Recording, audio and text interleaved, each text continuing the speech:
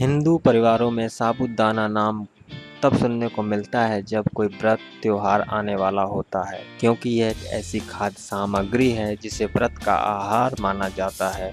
यह पूर्ण शाकाहारी एवं व्रत के नियमों के अनुसार सात्विक भोजन है। लेकिन हम कहें कि वर्षों से व्रत के दौरान खाया जा रहा साबूदाना शाकाहारी नहीं बल्कि मांसाहारी है, तो क्या आप यकीन करेंगे? शायद पहली बार में यकीन ना करें, लेकिन कुछ बातों को जानने के बाद आपको भी साबूदाना की सात्विकता पर शक होने लगेगा। व्रत के दौरान साबूदाना का प्रयोग जोरों शोरों से किया जाता है।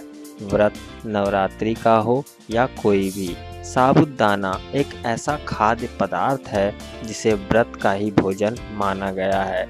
साबूदाना की खिचड़ी काफ़ी पॉपुलर है। इसके अलावा लड्डू, हलवा आदि ऐसे व्यंजन हैं जो साबूदाना के प्रयोग से ही बनाए जाते हैं। ये व्रत के दौरान पेट को भरा रखते हैं और कमजोरी नहीं आने देते। वैसे व्रत में फल और अन्य कुछ चीज़ें भी खाई जा सकती हैं, लेकिन साबूदाना एक ऐसी चीज़ है जिस पर लोगों की सबसे अधिक नज़र रहती है, क्योंकि इसे बनाना भी आसान है और यह स्वाद में भी अच्छा होता है।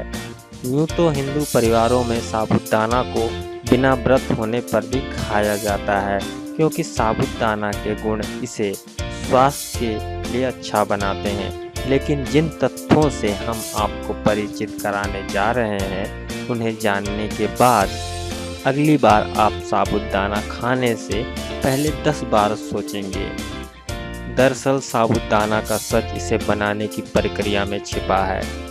अब आप सोच रहे होंगे कि पूर्ण रूप से प्राकृतिक साबूदाना आखिर मांसाहारी कैसे हो सकता है। इसमें कोई दो राय नहीं है कि साबूदाना एक प्राकृतिक वनस्पति है। ये सागोपाम के पौधे के तने और जड़ में पाए जाने वाले गुद्दे से बनाया जाता है। लेकिन यहाँ से निकलने के बाद साबूदाना में जो बदलाव लाए जाते हैं, वही उसे मांसाहारी पदार्थ बनाते हैं। बाजार में मिलने वाला साबूदाना अगर आप खा रहे हैं तो वह मांसाहारी है, खास तौर से वे साबूदाने जो तमिलनाडु की कई बड़ी फैक्ट्रियों में बन के आते हैं। अगर आप नहीं जानते तो बता दें कि तमिलनाडु में बड़े पैमाने पर सागोपाम के पेड़ पाए जाते हैं। इसलिए देश में यही एक ऐसा राज्य है जहां पर बड़ी मात्रा में साबूदाना का निर्माण होता है।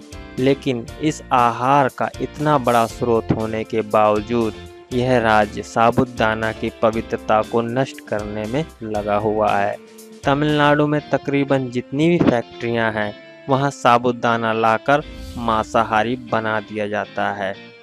चलिए आपको बताते हैं कि ऐसा कैसे किया जाता है। दरअसल इन फैक्ट्रियों में सबसे पहले साबूदाना के पेड़ की जड़ों को काट कर लाया जाता है।